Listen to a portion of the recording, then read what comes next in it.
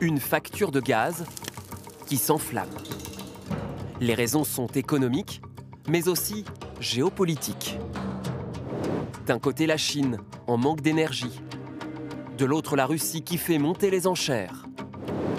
Ce soir, enjeu de pouvoir, la guerre du gaz.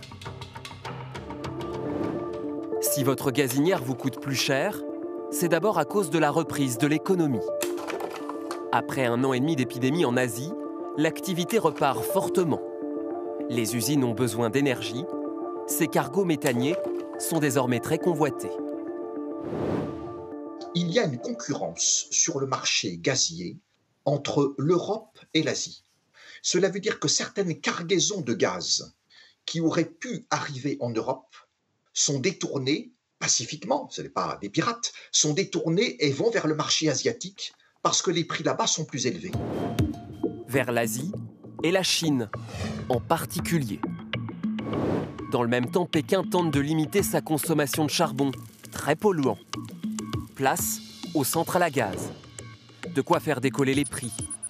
Du jamais vu depuis 13 ans au moins. Mi-août, le mégawattheure a dépassé les 47 €, 10 fois plus qu'il y a 1 an. Et Moscou en profite pour faire de la rétention et mettre la pression sur l'Europe. La Russie fournit un gros tiers de notre gaz. Ces gazoducs ici en bleu pourraient en acheminer beaucoup plus. Hors de question pour les Russes. Ils essayent de faire passer un message à la Commission en disant « Vous allez demain avoir encore besoin de gaz et donc vous aurez encore besoin de nous. Nous sommes un partenaire qui est nécessaire pour la croissance économique en Europe. » Vladimir Poutine a surtout un objectif.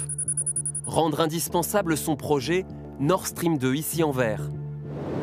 Un gazoduc sous-marin, aujourd'hui en chantier, est très critiqué par une partie des Européens qui redoutent d'être encore plus dépendants de la Russie.